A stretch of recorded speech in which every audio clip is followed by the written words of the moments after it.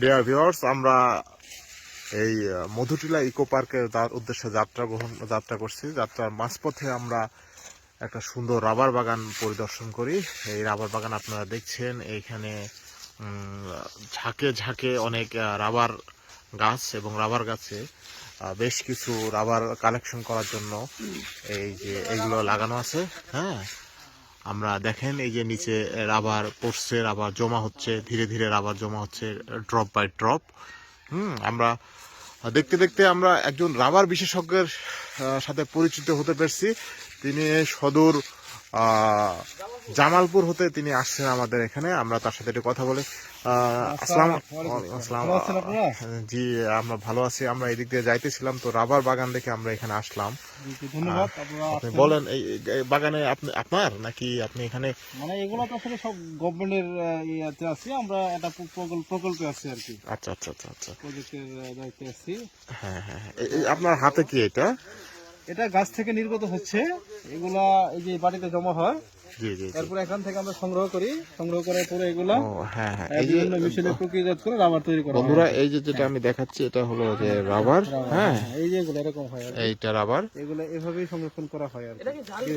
ধন্যবাদ। আমি দেখতে পাচ্ছি আমার সাথে আরো কিছু দর্শক আছে। এই যে একটা ছোট ছেলে। আপনি কোথায় থেকে আসছেন?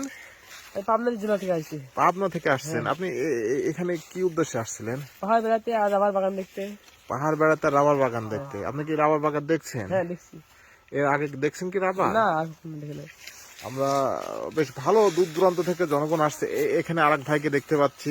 ভাই বেশ ক্লান্ত মনে হচ্ছে। ভাই, আপনি কোথায় থেকে আসছেন? আমি নওগাঁ থেকে আসছি। সুদূর নওগাঁ থেকে আসছেন আপনি এই রাবার বাগান দেখতে এবং পাহাড় দেখতে। ঠিক আছে, খুবই ভালো। আমার সামনে আরেকজন ভাই আছে। ভাই, আপনি কোথায় থেকে আসছেন? এখানে কুড়িগ্রামের রৌমারি থেকে আসছি। কুড়িগ্রামের রৌমারি, সদর কুড়িগ্রামের রৌমারি থেকে আসছেন আরেকজন ভাই।